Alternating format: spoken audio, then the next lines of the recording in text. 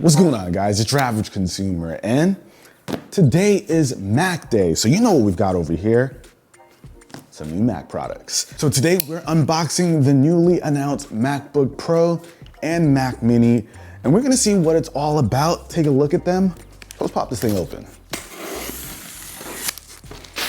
All right, so to start things off, we've got the new Mac Mini, of course, featuring the new M2 chips. If you guys haven't heard, the M2 was announced with the new 13-inch MacBook Pro as well as the MacBook Air. But these guys feature a little bit more. I believe this one comes with the M2 and the M2 Pro. Let's just unbox it, right? Yeah. Let's see what's inside. There's more. Oh, there's more in here. Oh, okay. There's more. So this little guy right here is the third product to feature the standard M2 chip, as well as the new M2 Pro. So let's pop this guy open. It's just so wild to me that this thing is so small, yet so powerful. It's closer to like an Apple TV than it is one of the Mac Pros. You know what? You're not wrong. This does feel very Apple TV-ish, but a lot more powerful. And we take this thing off. We got some ports over here in the back. We of course have the power port, Ethernet, 2 Thunderbolt 4 ports, HDMI, 2 USB-As, as well as a headphone jack. And boom, this is it. Like, this is the Mac Mini. Now, what's crazy about this is that it starts at $599, which is a very, very low price considering, you know, the kind of things that you'd be able to do with this. Now, of course, you can just see from inside the box, you do have to get everything else when it comes to having this low price point. This is just like, let's say I need some Apple power, I'll get everything else.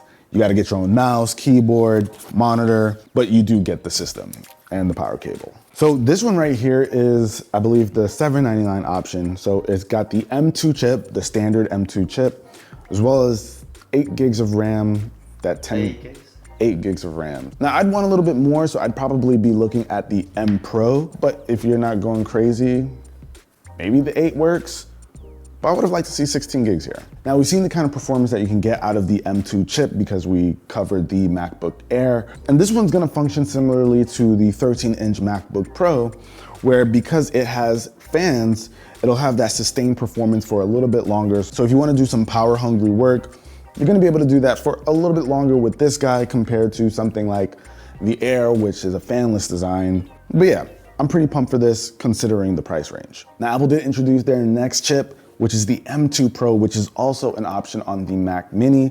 And that one's going to retail for $1299. So you're looking at like 1,300 bucks to get the next step up in power. And based on what Apple has shown in terms of performance there, should be a pretty nice spec bump. Because M2 is already crazy. Add a Pro to the name, it's gotta be crazier, right? But yeah, that's the new Mac Mini. Now let's talk about that new MacBook Pro. All right, guys, here it is, the newest 16-inch MacBook Pro. Now this one that I've got right here features Apple's new M2 Pro that we've been talking about. They've got an even crazier version with the M2 Max, which we'll have to try out at a later date. But let's see what that M2 Pro is hitting for, and maybe even compare it to the M1 Max. Right. What color? This one's silver. So we've got that one right here.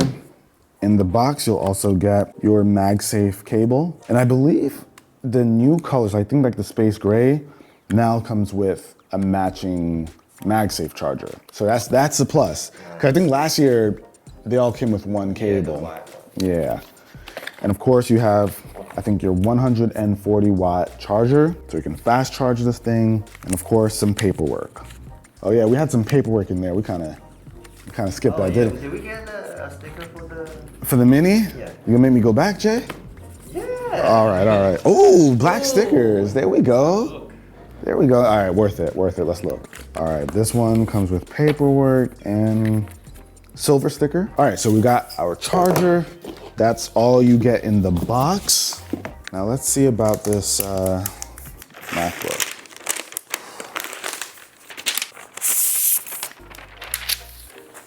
There we have it.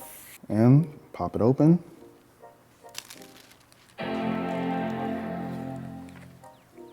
Gotta love it. Now, this one that we have right here is, like I said, the M2 Pro, with 32 gigs of RAM, 2 terabytes of storage. And what's crazy about this is with the M2 Max, you can configure it to have up to 96 gigs of RAM.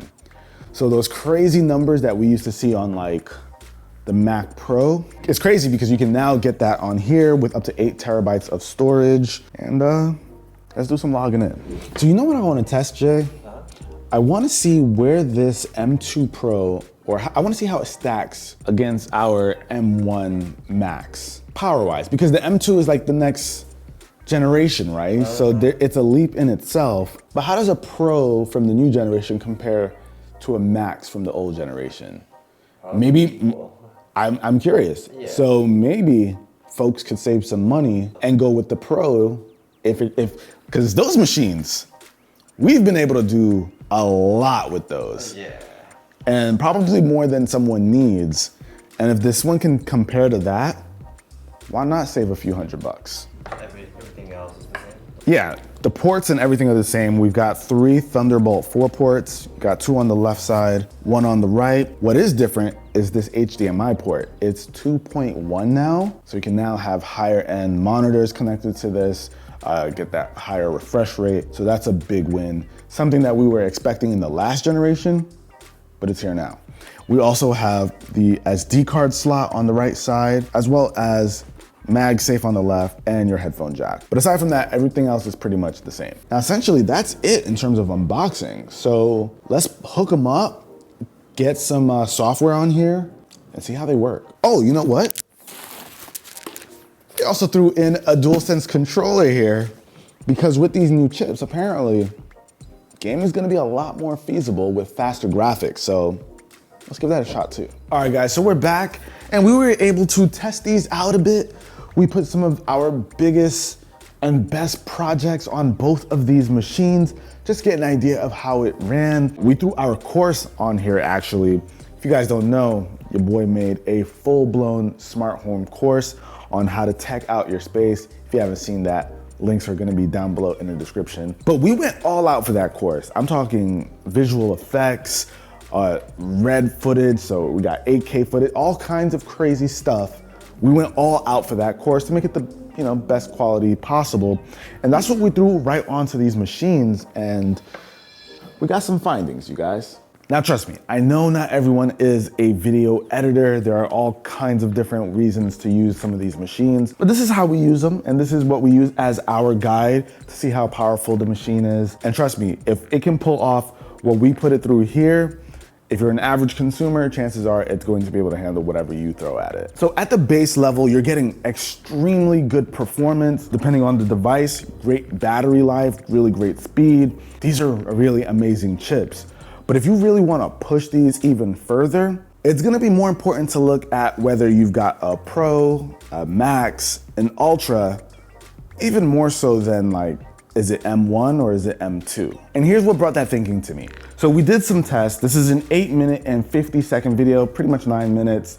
On the standard M2, we were able to export this video in about 10 minutes. Over here on the M2 Pro, we were able to export this in 7 minutes and what is it, like 30 seconds? 35 seconds. And I'd be pretty happy with those numbers. The performance has been great with these, but we decided why not try the M1 Max? There is an M2 Max, but how does the M1 Max compare to something like the M2 Pro, which is like a level under it? That will be my question though, because can I say like a couple bucks? Exactly, so my question was, is it better to have the next gen chip, or is it better to have the most powerful version of whichever chip? So check it out. This is the M1 Max. This exported the same video in 5 minutes and 25 seconds, which is quite a bit better than these two. And that got me thinking, if you're planning on upgrading, if you already are in that M1 lineup, then chances are you're going to want to make a linear upgrade. What does that mean? If you've got the M1 Max, you're not gonna wanna go to anything below it on the M2 stage. Even though M2 is newer, you're not gonna wanna go to M2 or M2 Pro. All in all, what I'm trying to say, you guys, is if you want to make an upgrade, you're going to wanna stay in line with the current chipset that you have or better. I just can't say this, come on. No, you're not gonna be able to save. You're gonna have to buy within the same realm of what you purchased before. Luckily, even though they're upgrading these chips, the price stays the same for the laptop. So the M2 Max is going to cost the same as the M1 Max. But chances are though, if you're upgrading from an Intel chip, whatever, anything works. Anything is going to be better. You can go for M2. Like, didn't they have some crazy numbers, like 14 and 15 times better in different categories? It's like mind-boggling stuff. So if you are upgrading from like an Intel chip, it's just about how much money you want to spend and how much performance you're really looking for. But one thing that I also like is that Apple really seems to be focusing on the gaming side of things. And these do pretty well in terms of holding up when it comes to gaming. Gaming seems really smooth. We don't see really any drop frames, even though we had like a bunch of different games open at once, right, Jay? I have like 4 games open at once, and the Final Cut Pro. Which makes absolutely no sense, and the games are running smoothly. Now the thing is, this is still a Mac, so we're not gonna have access to all the crazy games that some of us might wanna play. So there's always that, but for the games that are available here, like this Resident Evil, you're still gonna be able to play those pretty well. You'd be surprised, considering, you know, Macs don't have the gaming reputation. They do all right. But that leads me to my takeaway, you guys. Apple Silicon is amazing, and they're getting better and better. So good that I'd say a lot of people are gonna be able to hold on to their M1 devices for a couple years. These are gonna be obviously better, but who's complaining about M1, huh? Not many. Yeah. But for the average person, M2 is gonna be all you need, and then when you're looking for more power, that's when you start looking upward. I hope this video is not confusing, but that about wraps it up for you guys. Hopefully you enjoyed it. Hopefully you walked away kind of understanding what upgrade paths look like with this Apple Silicon. If not, just hit me up on Twitter or something. I don't know. I'll catch you guys in the next one. Till then, it's your average consumer. Peace. Don't forget to check out the course.